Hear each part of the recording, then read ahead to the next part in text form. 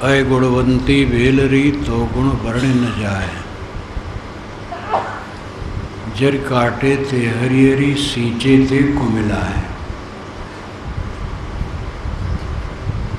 बीजक की साखी है। सतगुरु कहते हैं अय गुणवंती बेलरी। बेलरी बेल लता,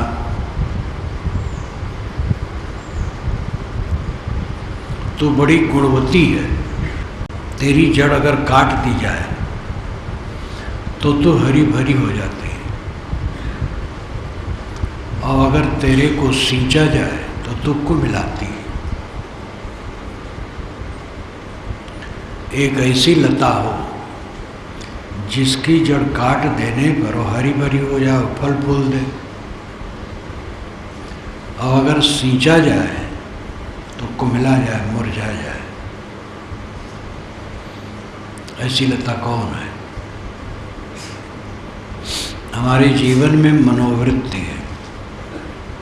मनोवृत्ति, मनःवृत्ति, मन की वृत्ति, मन और मन की वृत्ति, इसको समझ लेना चाहिए। पानी और पानी की तरंगे, पानी से तरंगे अलग नहीं हैं, लेकिन पानी से तरंग का अस्तित्व कुछ दूसरे ढंग का है। पानी सामान्य है, तरंग विशेष है। मन सामान्य है और उसकी तरंगे विशेष हैं। मन हर समय रहता है, जागृत अवस्था भर मन काम करता है, लेकिन उसमें जो तरंगे होती हैं वो विशेष होती हैं। अनुकूल तरंगे, प्रतिकूल तरंगे, विषयमुखी तरंगे, निर्विषयमुखी तरंगे, क्लेशदायी तरंगे, सुखदायी तरंगे, ये रहती हैं। मनोवृत्ति, मन की वृत्ति। वृत्त कहते हैं घेरा को, लपेट को। एक ख्याल आया और कुछ समय वो काम किया, फिर वो समाप्त होकर के दूसरा ख्याल आया। आप अपने लड़के पर सोच रहे थे, उसकी अनुकूलता या प्रतिकूलता पर। इतने में वो वृत्ति लुप्त हो गई, पत्नी के विषय में आ गया। जिस ऑफिस में काम करते हैं अमुक व्यक्ति के प्रति आ गया, मिलने जुलने वालों के प्रति आ गया, पैसे के प्रति आ गया, हानि या लाभ के प्रति आ गया। इस प्रकार मनोवृत्ति बदलती रहती है। मनोवृत्ति लता है, उसको सींचा जाए तो कुमिलाती है, और जड़ काट दिया जाए तो हरी भरी हो जाती है। मनोवृत्ति लता की जड़ अहंता ममता है। अहंता ममता काट देने पर ये हरी भरी हो जाती है, प्रसन्न, आनंदित। और अहंता ममता को सींचने से कुमिलाती है, पीड़ित होती है। जितना अपना मन दुनिया में लगाओ उतनी पीड़ा पाओ, जितना मन उससे हटाओ उतना सुखी रहो। मजबूरियां हैं, दुनिया में लगाना भी पड़ता है। कोई काम करना है, उसमें मन नहीं लगाओगे तो कैसे काम होगा?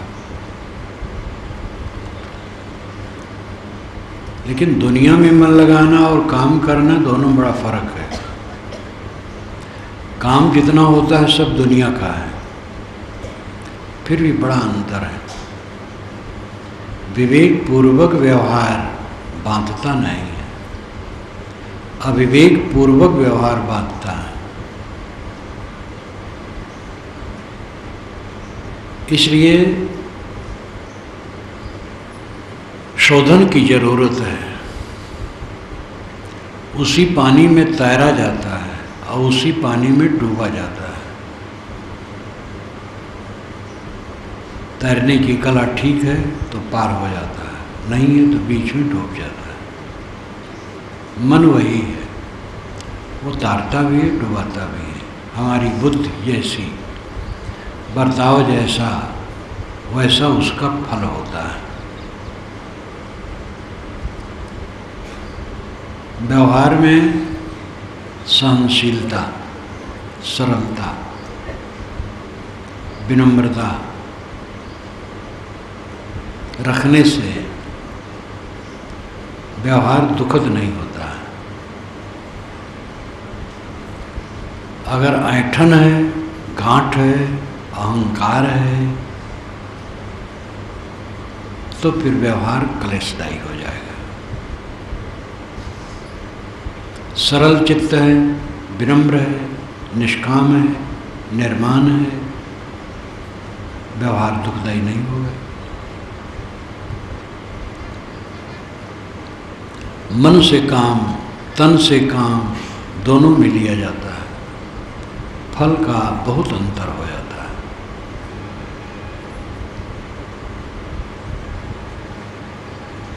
आसपास के लोगों के प्रति कुढ़न की भावना,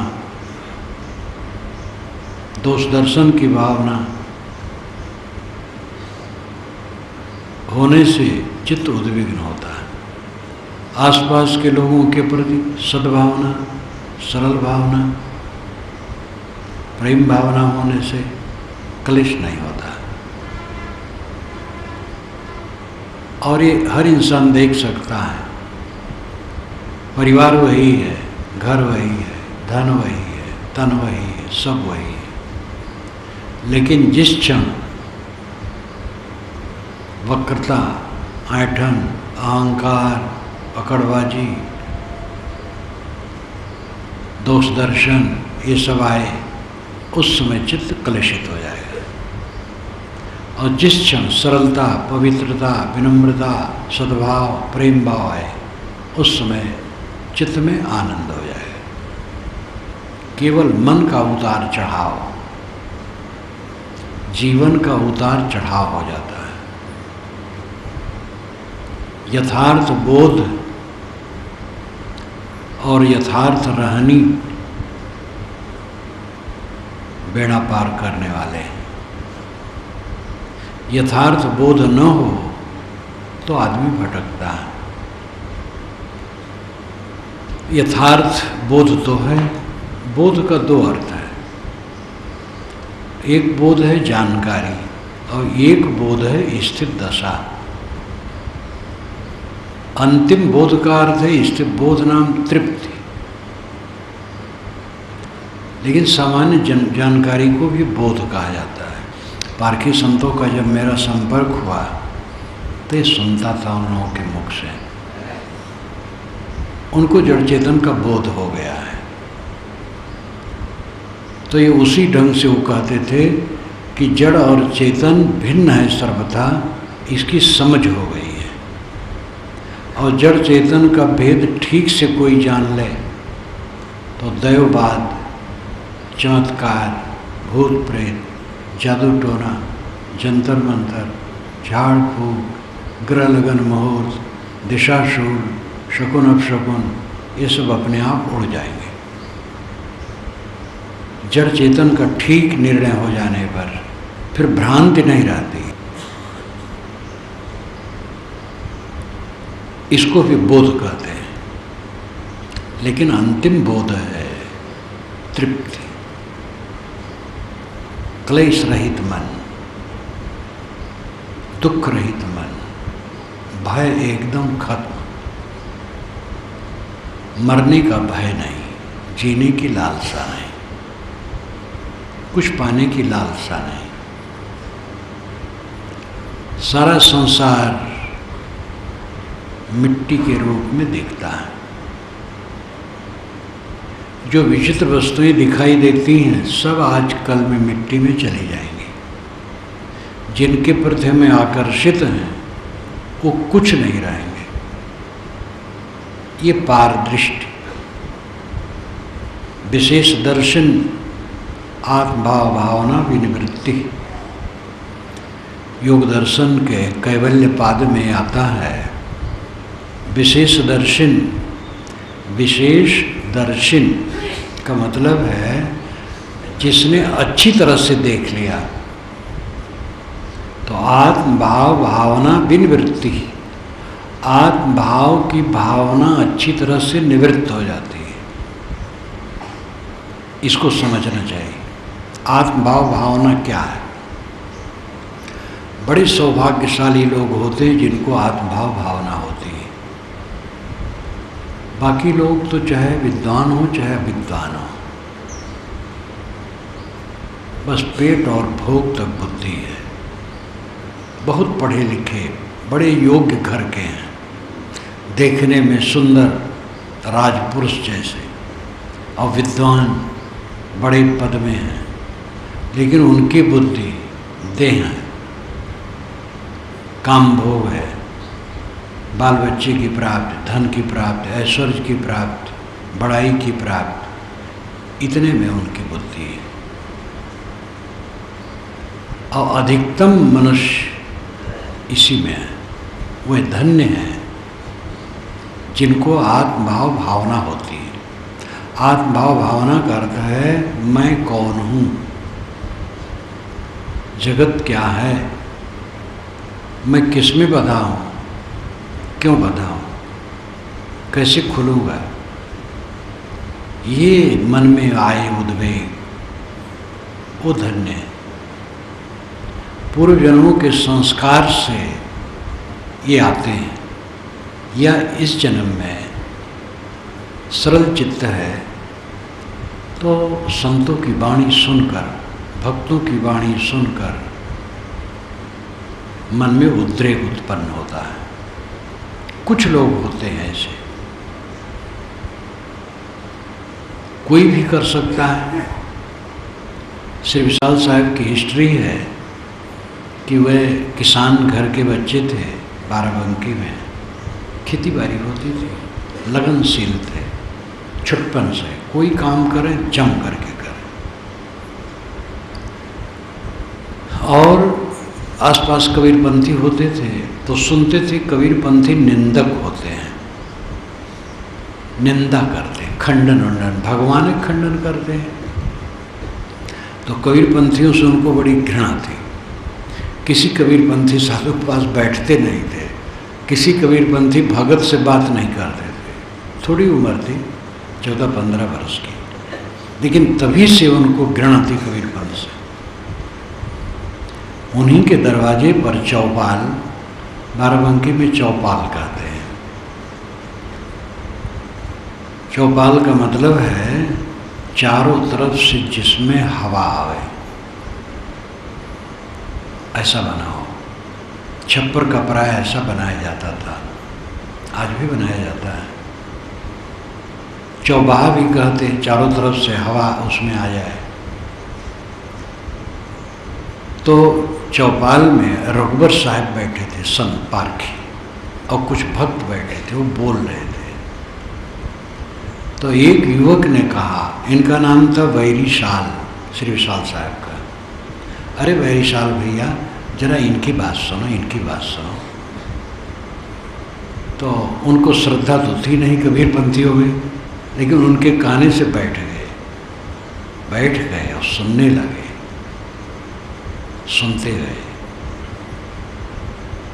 उन्होंने बताया था कि बड़ी ग्लानि हुई, मैं बड़ा धोखे में था।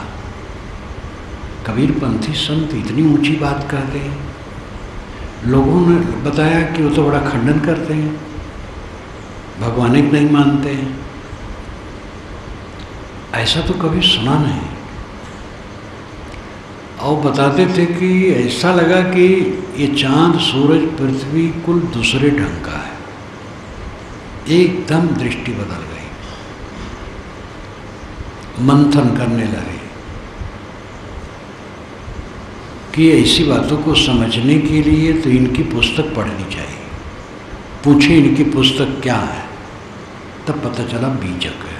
उस समय त्रिज्या टीका ही मुख्य टीका थी पूर्ण साहिब की।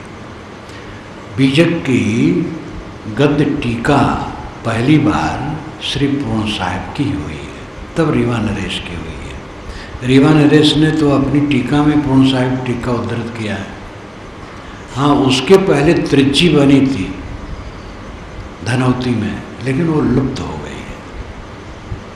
गुरगम बोझ नाम से वहाँ एक टीका है जिसको मैंने फोटो कॉपी करा करके ला के रखा है, आज से 30 वर्ष पहले।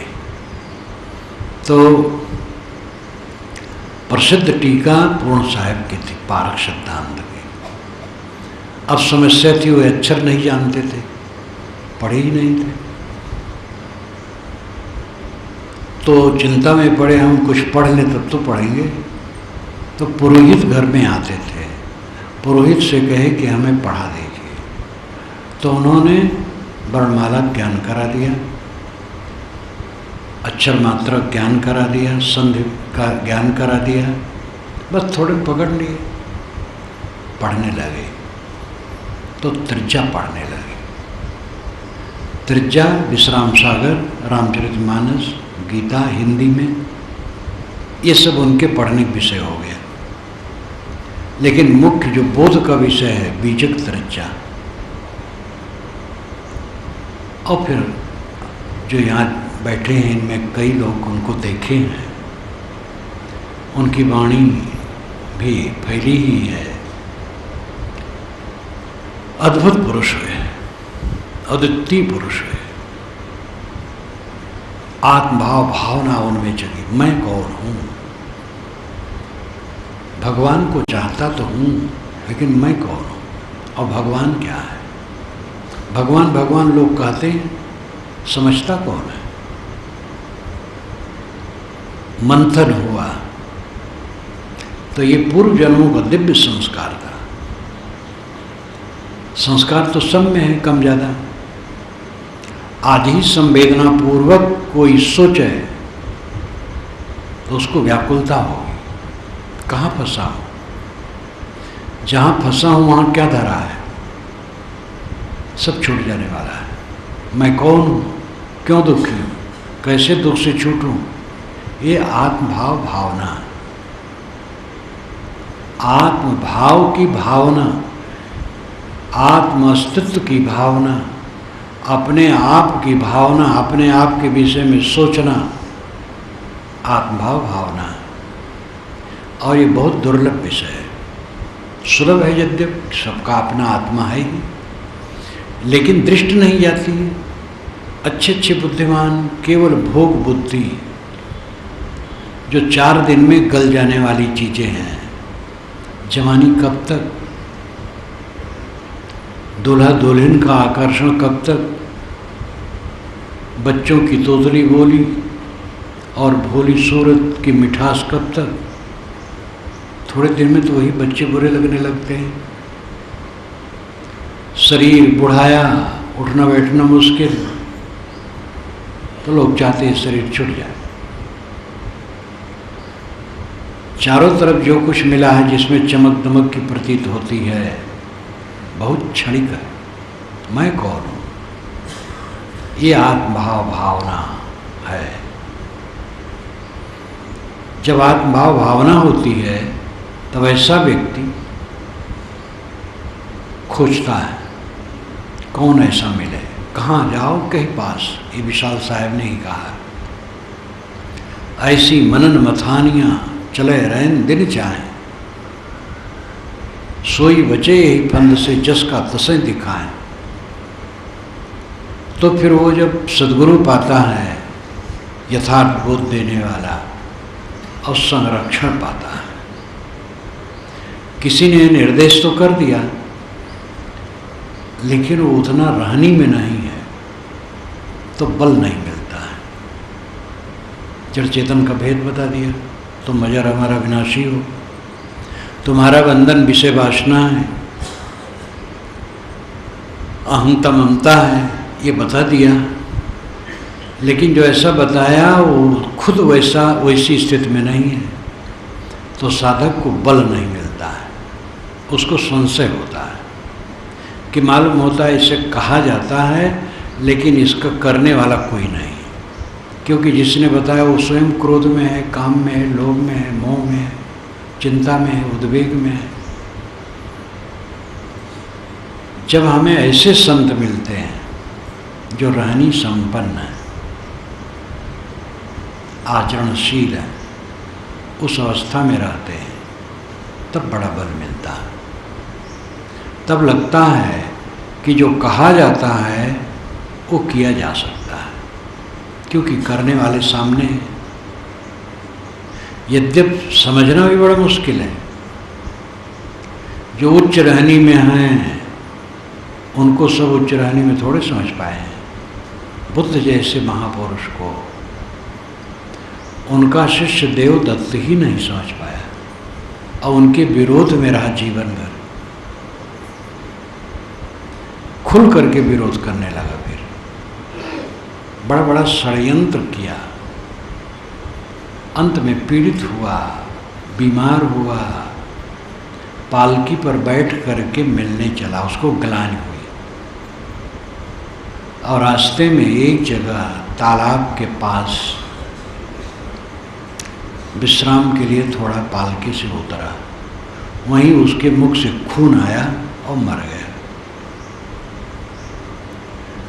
बौद्ध जातक कथाओं में जहाँ कहीं विरोध की बात आती है तो पहले जन्म का वो देवदत्त है कहा जाता है। देवदत्त ऐसा हो गया, घर का भी भाई था, चचेजात भाई, राजपुरुष था, और यहाँ उनका शिष्य हुआ, फिर विरोधी बना।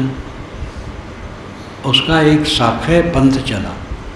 ह्वेनसांग जब आए हैं तो उसकी शाखा के कुछ लोग थे, ये मैंने डायरी में लिखी है। तो श्री विशाल साहब के विरोध में कितने लोग रहा करते थे, अच्छे अच्छे लोग जिनको अच्छा कहा जा सकता है, समझ नहीं पाते थे। तो समझना भी बड़ा मुश्किल है, अपना अहंकार आड़ा आता है, लेकिन जो कल्याणार्थी वो समझते हैं।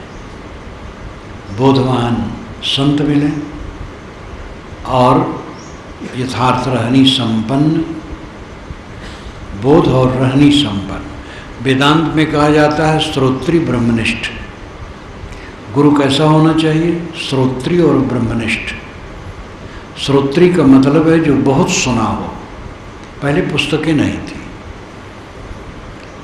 गुरु सुनाते थे, शिष्य सुनता था, इसी में ज्ञान चलता था। इसलिए श्रोत्री शब्द प्रसिद्ध है और आज भी श्रोत्री है। ये नहीं कहा जाता बहुपठित, बहुश्रोत्री आज भी कहा जाता है। जो श्रोत्री हो और ब्रह्मनिष्ठ हो। श्रोत्री का मतलब ज्ञान को खूब सुना हो, और ब्रह्मनिष्ठ का मतलब है आत्मलीन हो, आत्मतृप्त हो। पारक सिद्धांत की भाषा है बोध रहनी संपन्न सद्गुर संत। ऐसे संत मिलें जो बोधवान भी हों और रहनी में भी हो, शांत आत्मा हो, तब साधक को बल मिलता है। और जो चाहता है वो साधना में आगे बढ़ जाता है। विशेष दर्शन, जो विशेष दर्शन हो गया, यानी आत्मभाव भावना जगी, मैं कौन हूँ, किसमें बधा हूँ, कैसे छूट सकता हूँ। और ऐसे सद्गुरु संत मिले और उनके द्वारा ठीक से समझ लिया और समझ करके उस रहनी में वो रहने लगा। और ये समझा कि हमें अपने चित्त का विषय क्षणिक पदार्थ न बनाना चाहिए, अस्थाई पदार्थ बनाना चाहिए। जो रात दिन हम सोचते हैं, क्या सोचते हैं? प्राणी, पदार्थ, अवस्था, परिस्थिति, भोग, वस्तु, ये सब क्षणिक है, कुछ रहने वाला नहीं।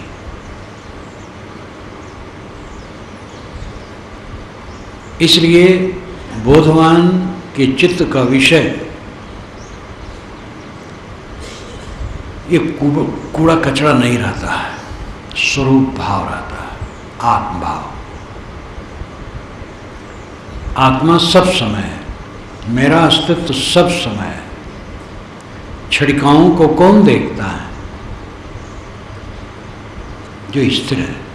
मैं स्थिर हूँ, मेरे सामने क्षणिक वस्तुएं आती जाती हैं, क्षणिक परिस्थितियाँ आती जाती हैं। जो कुछ भी है सामने सब भागने वाला है। 5 विषय संसार क्षणिक क्षणिक क्षणिक।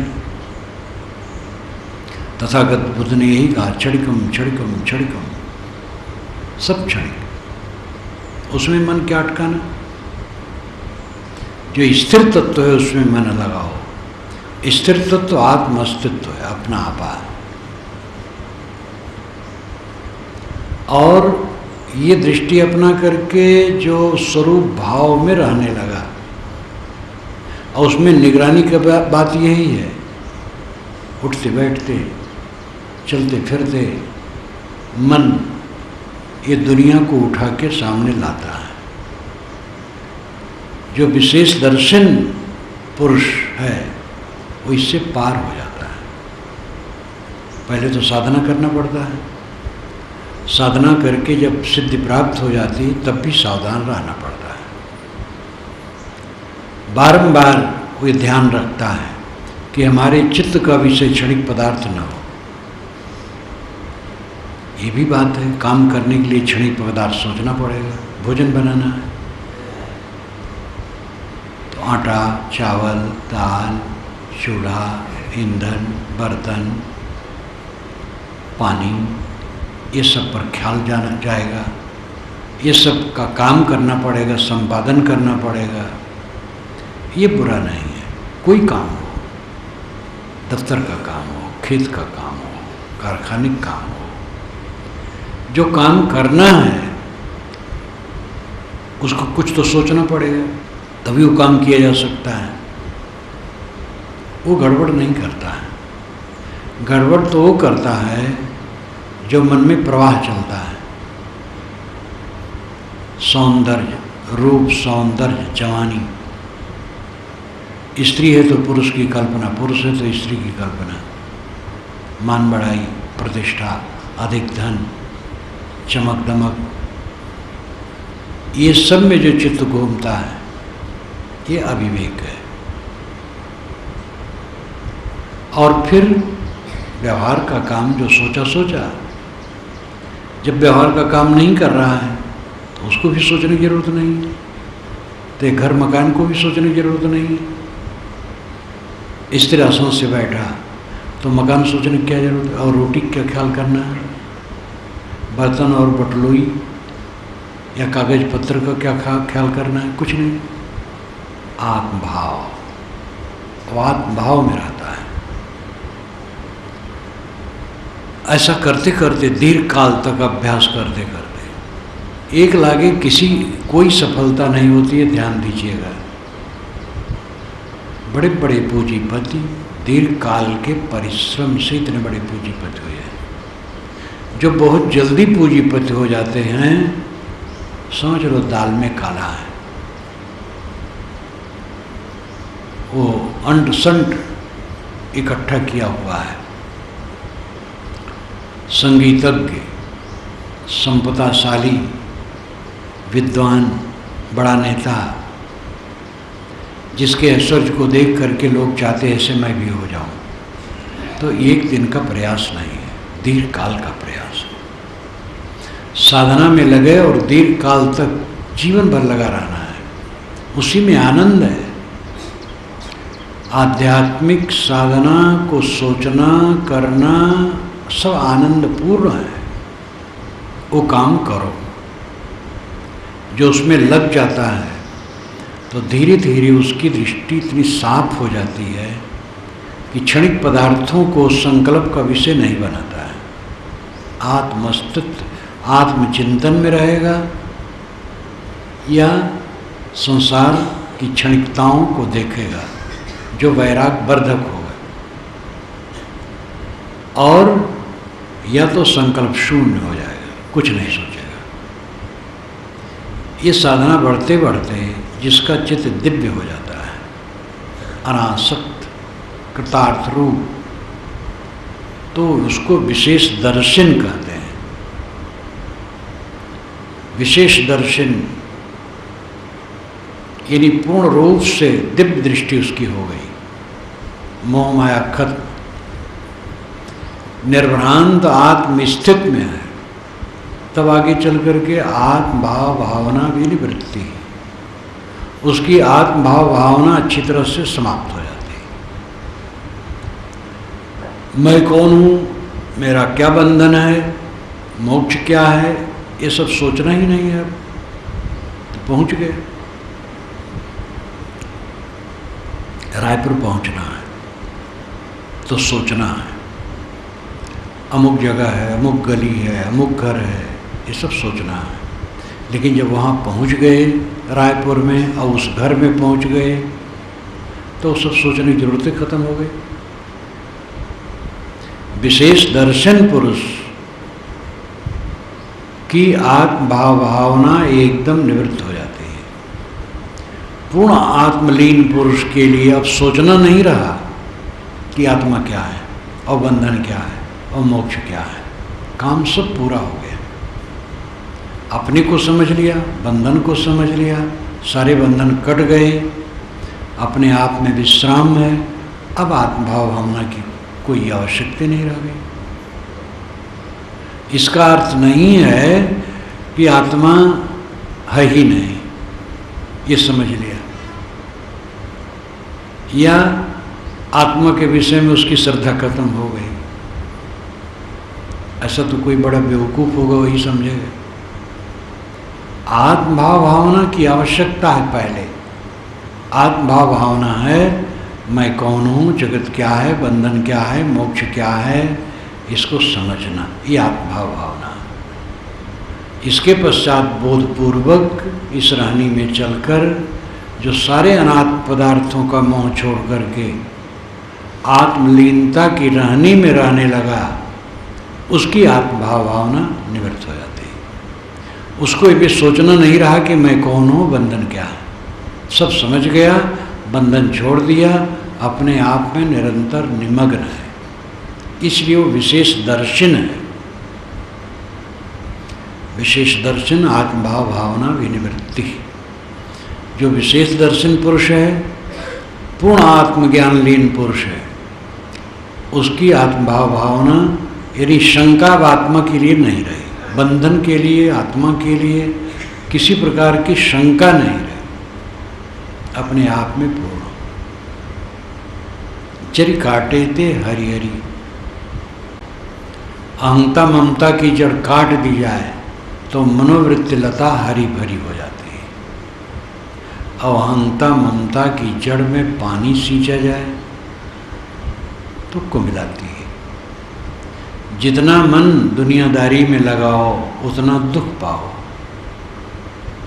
और जितना मन दुनियादारी से हटाओ उतना सुख पाओ। ये सब के अनुभव का विषय है। जब उधर सोचे तब दुख तो सब भोगते हैं, लेकिन दुख का पता नहीं, सन्निपातग्रस्त है संसार। सन्निपातग्रस्त आदमी को तकलीफ तो रहती है, लेकिन वो सनकी रहता है। तकलीफ होते हुए भी तकलीफ का अनुभव नहीं कर रहा। पागल, कोई पागल आज तक मैंने नहीं पाया जो ये महसूस करे कि मैं पागल हूँ। एक पागल थे जहाँ मेरा शरीर जन्मा था, सामने ही घर था, 6 भाई थे। वो दूसरे नंबर के भाई होते, वो पागल हो जाते थे बीच में, इसलिए उनका विवाह नहीं किया गया था। दिग्गज थे, लंबे चौड़े, साल 2 साल 3 साल में कभी जब पागल बनावे तो भयंकर पागल बनाता था। फिर वो पता नहीं कहाँ कहाँ रहते थे। घर वाले पकड़ पाएँ तो लाएं, एक बार पकड़ पाए तो लाए तो 2 शीशम का पेड़ पास पास में था, दोनों तरफ उनका रस्सी से हाथ बांध दिया गया। तो कहे कि दोनों पेड़ों को लेकर के मैं रसातल चला जाऊंगा।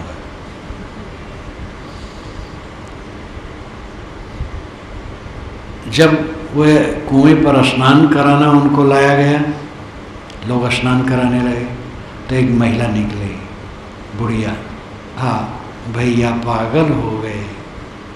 जैसे सुनाओ, कहे तुम पागल, तुम्हारे माई बाप पागल, तुम्हारे साथ पुष्ट पागल, हम क्यों पागल? वो गाली देने लगा।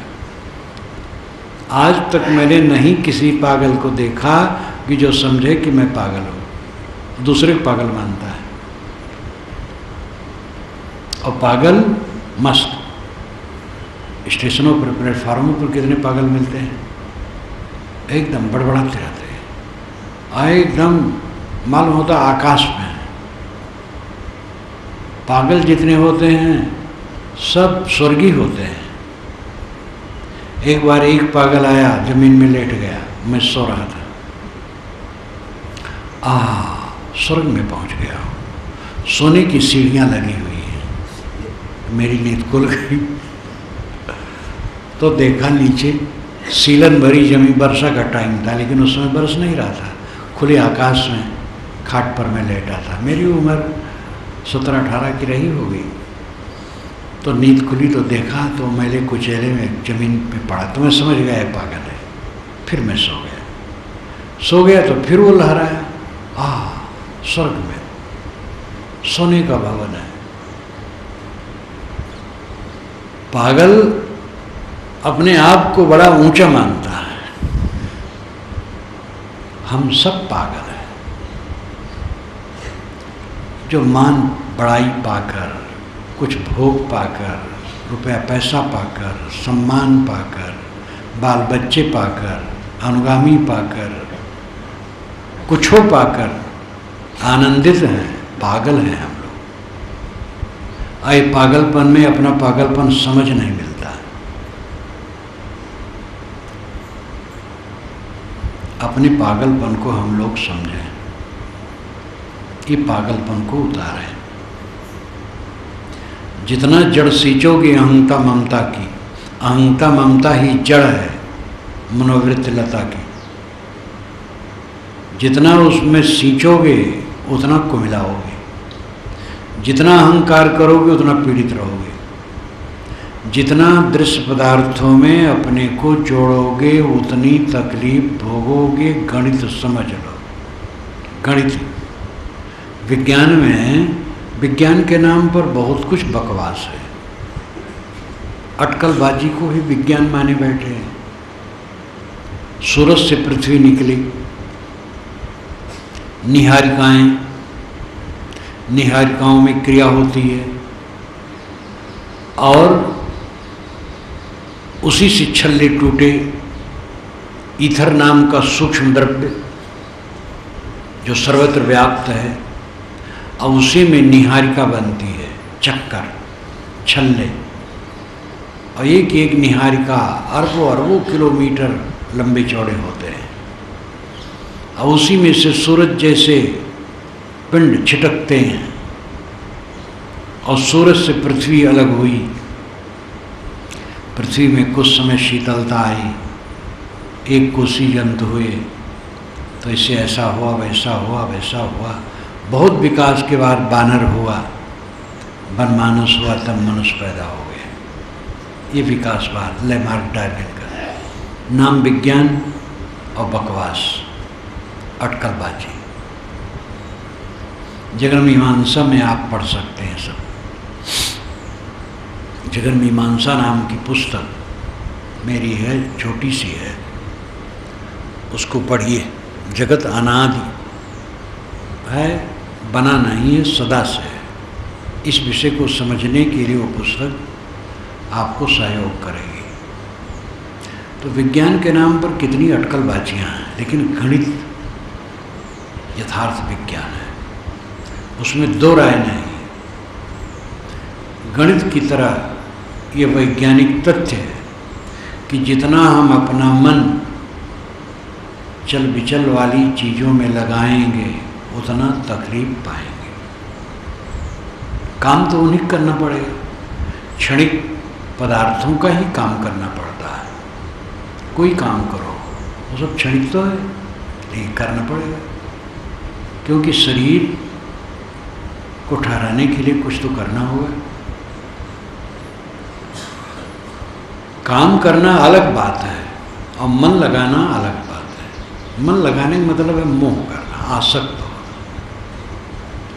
मन लगाने की दूसरी बात है कि मन लगा के काम करो तो काम अच्छा होगा। विवेकवान मन लगा के काम करते हैं, शौक से। झाड़ू लगाओ तो शौक से, अधूरापन से नहीं कि कचरा छोड़ते जाओ। जो काम करो शौक से, उत्साह से, मन लगा के काम करो। मन लगा के काम करना अलग है और चमक दमक और दुनिया की चीज़ों में मोहना ममता करना, उस ढंग से मन लगाना, ये अलग है। जैसे भोजन बनाने में मन लगा के भोजन शौक से, ये पवित्र काम है, पूजा है। सब काम स्वच्छता से किए और सावधानी से किए। अदहन जितना डालना है उतना डाले, चावल धो के छोड़े, उसको उचित पका लिए, उतारे, शौक है, मन लगा के करते हैं तो भात बढ़िया बनेगा। असावधानी किए, पानी ज़्यादा डाल दिए, भात गीला हो गया। गीला हो गया तो बेकार हो गया। गीला भात पाचक नहीं होता है। कुछ लोग कहावत कहते हैं, रोटी खाए जराई के और भात खाए गलाई के। ये कहावत बहुत बिल्कुल गलत है। रोटी जलनी नहीं चाहिए, जलेगी तो नष्ट हो जाएगी, उसका तत्व नष्ट हो जाएगा। सिक जाए बस, कच्चा न रहे, सिक जाए। और भात गलाना नहीं चाहिए, उतना गलना चाहिए जिसको उसके हीरा गल जाए। और भात उतारने के बाद एक दूसरे में चिपका सब न रहे, वो पाचक होता है। और जब गल गया वो पाचक नहीं होता है। तब तो ज्ञान हो, फिर शौक हो बनाने में, शौक से बनाओ, मन लगा के बनाओ। अब दूसरी बात मन लगाना, जब चटोरी में लग गए, बढ़िया भोजन बना है तो मन लगाने मतलब मोह किए, स्वाद में मोह किया और ज़्यादा खाए बस खराब हो गया। तो मन लगाने में भी फर्क है। सेवा करने में मन लगाना चाहिए और सेवा का जितना विषय है क्षणिक पदार्थ है तो मन लगा के काम करना चाहिए। दूसरा मन लगाना, मोह करना, वो नहीं करना चाहिए। काल जाल की पटरियां साथ में जुड़ी हैं। किसी भी रेलवे जंक्शन स्टेशन पर आप देख सकते हैं कितनी पटरियां जुड़ी होती हैं। गाड़ी आती है दंदन दंदन और तमाम आड़ी तिरछी पटरियां सटी हैं, लेकिन पॉइंट मैन ठीक से जोड़ दिया है और उसी बीच में हो करके गाड़ी निकल जाती है। जरा सा फर्क पड़े, दुर्घटना के अलावा कुछ नहीं। हमारे मन के अंदर में तमाम पॉइंट है। पटरी से उधर गई, एक्सीडेंट होगा। समझ सही हो और प्रलोभन न हो तब बेड़ा पार होगा। प्रलोभन हमें भटकाता है, आसक्ति हमें भटकाती है, भोगों की लालसा हमें भटकाती है।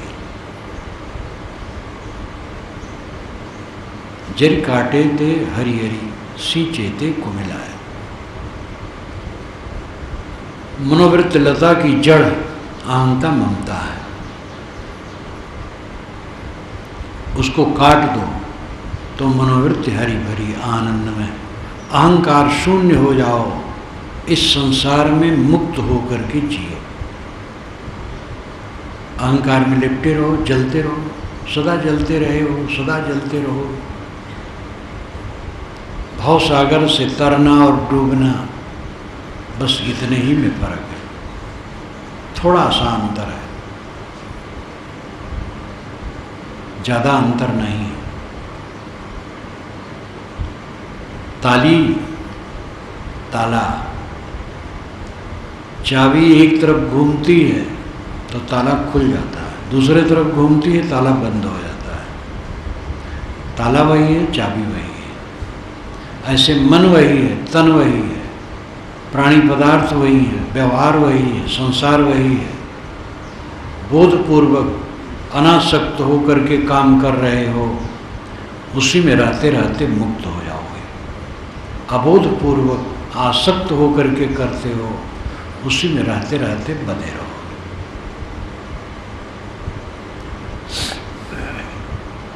सही समझ और पवित्र रहनी पर सब लोग ध्यान दो। आपका अस्तित्व निराला है, आप अंश और अंशी नहीं है। ये बड़ी प्रसिद्धि है, ईश्वर अंश जीव विनाशी, चेतन अमल साथ सुख राशि। लेकिन इसके जो शब्द हैं इस चौपाई के, आपस में ही विरोध रखते हैं। ईश्वर का अंश है जीव, तो अंश है तो टुकड़ा है। ईश्वर टूटा और टूट करके अलग हो गया, जीव हो गया, तो अविनाशी कैसे रहा? टूटा हुआ विनाशी नहीं होता है, विनाशी होता है। अंशी भी विनाशी और अंश भी विनाशी। 10 हाथ की लकड़ी है, 1 फीट टूट गई, तो 10 हाथ की जो लकड़ी है वो भी विनाशी है, तभी टूटी है। और टूट करके जो अंश के रूप में आया वो और टूटेगी। अगर ईश्वर टूट टूट करके जीव बने तो ईश्वर भी नाशवान है और जीव भी नाशवान है।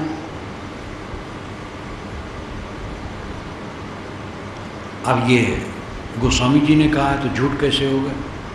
गीता में भी है, ममैवांसी जीवलोके जीवभूतः सनातना, ममैवांशो जीवलोके जीवभूतः सनातना। जीव मेरा ही अंश है और सनातन है। श्री कृष्ण के मुख से कहलवाया जाता है, ये महिमा में कहा गया है। जीव ईश्वर का अंश है, ये विशिष्टाद्वैत मत है। द्वैत मत इसको नहीं मानता है। दोनों वैष्णव, अयोध्या में विशिष्टाद्वैत मत वाले भी हैं और द्वैत मत वाले भी हैं, दोनों वैष्णव हैं। लेकिन विशिष्टाद्वैत मत वाले मानते जीव ईश्वर का अंश है। जो द्वैत मत वाले नहीं मानते जीव ईश्वर का अंश है। जीव अलग है, ईश्वर अलग है, प्रकृति अलग है, कोई किसी का अंश नहीं, सब अविनाशी है। स्वामी दयानंद भी यही मानते हैं। तो एक मत की ये बात है कि जीव ईश्वर का अंश है, तथ्य नहीं है। नासाभाविक परमात्मनो अंशो जीत वाच्यम निष्कलम निष्क्रियम शांतम निर्वध्यम निरंजनम, ये भी शास्त्र का वचन है। नासाभाविक परमात्मनो अंशो, जो भाविक है, सत्य है, वो परमात्मा का अंश नहीं है। नासाभाविक परमात्मनो अंशो जीव इत वाच्यम निष्कलम निर्वध्यम निरंजनम, वो तो कला रहित, अंश रहित, निर्मल निर्विकार है। ना जायते मृत्य वा विपश्चित, नायम कुतश्चित न बभूव कश्चित, अजो नित्य शास्त्रोयम पुराणो न नित्य निमाने शरीरे। ये श्रुत वचन है। इसी को थोड़ा पाठांतर करके गीता में लिया गया है। न जायते मृत्य व विपश्चित, विपश्चित ज्ञानवान आत्मा, न जायते न मृत्य, न जन्मता न मरता। नायम कुतश्चित न बभूव कश्चित, कुतश्चित कश्चित न बभूव। कुतश्चित नाम किसी से, कश्चित नाम कोई, न बभूव पैदा नहीं होता है। यहाँ अंशांशी का एकदम खंडन है, क्योंकि अजो नित्य शास्त्रों पुराणों, वो अज है, जन्मा नहीं, नित्य शाश्वत है, पुराण पुरुष है। शरीर के नष्ट होने से वो नष्ट नहीं होता है। शास्त्रों में विरोधी बातें भरी हैं, उसका जो पारखी होगा वही परख करके छांटेगा। जो लोग ये मान लेते हैं कि परंपरा वाले सब बेवकूफ थे, ऋषि मुनि सब बेवकूफ थे, वे घोर अंधकार में, उद्दंड है। हमारी परंपरा भारत सिद्धांत की दृष्टि देखा जाए तो हमारी परंपरा केवल हिंदू नहीं, पूरे मानव की परंपरा हमारी परंपरा है। ऋषि मुनि पीर पैगंबर सब हमारी परंपरा के हैं, और ये परंपरा पूरी एक धारा है। नाना संप्रदाय उसकी उर्मियाँ तरंगे हैं, और सब जगह पारखी वचन और बेपारखी वचन है। पारख बिना विनाश है, कर विचार हो भिन्न। कबीर देव ने कहा पारख बिना विनाश है, परख करके ग्रहण करो। इस पर मैं कभी कभी उदाहरण देता हूँ। वेदों को समझने के लिए यास्क मुनि की निरुक्त है, जो आज से 2800 वर्ष पूर्व बनी है। उसमें उन्होंने ऋग्वेद का मंत्र रख करके उसका भाष्य किया है, और महत्वपूर्ण मंत्रों को, और उसमें कई मंत्रों के अर्थ में अनेक निरुक्तकारों का मत दिया है। 22 निरुक्तकारों का उदाहरण उन्होंने दिया है, लेकिन उन 22 का निरुक्त नहीं मिलता है, केवल यास्क मुनि का ही मिलता है। लेकिन यास्क मुनि ने अपने निरुक्त ग्रंथ में 22 निरुक्तकारों का उदाहरण दिया है। किसी किसी महत्वपूर्ण मंत्र का अर्थ वो करते हैं तो बताते हैं।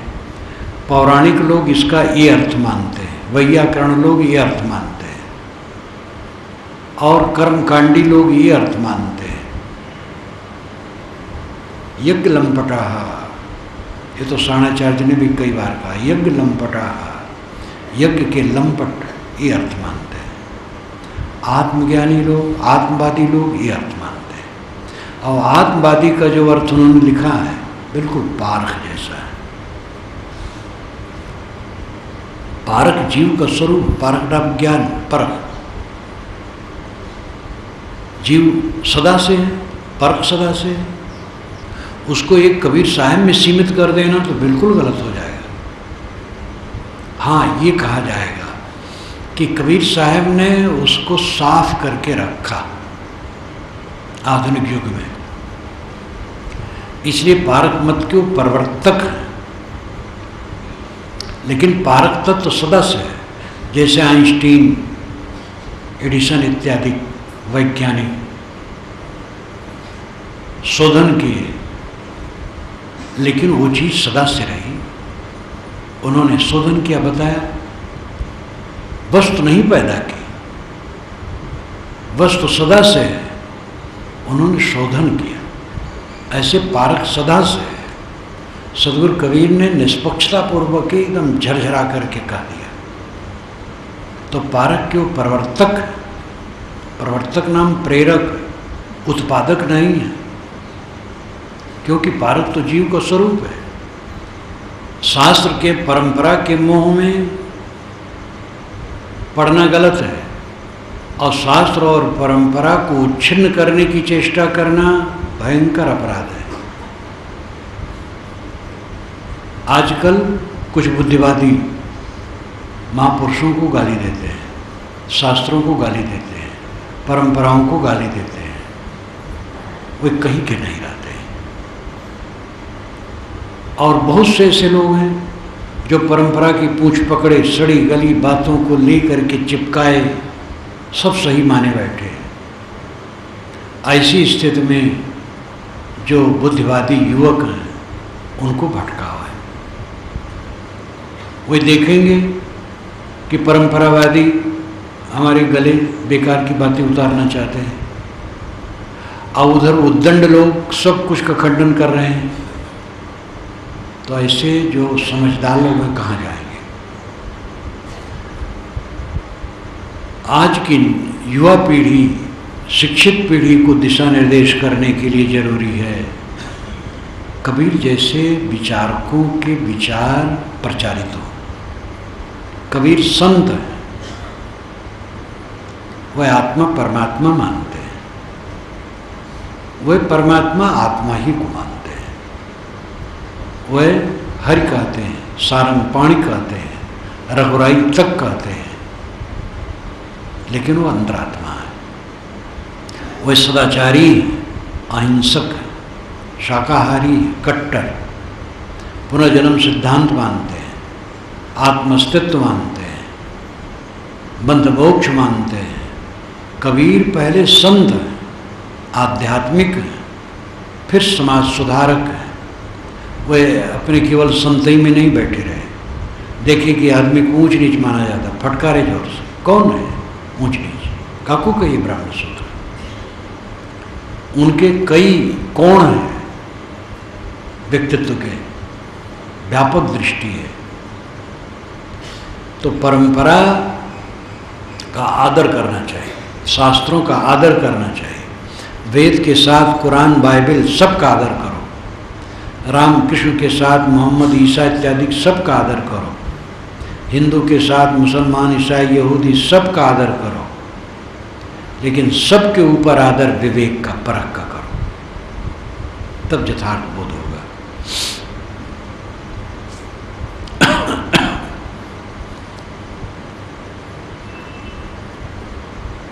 ये मनोवृत्ति लता को विषय वासना, मोह, ममता, अहंता, ममता से सींचो ना।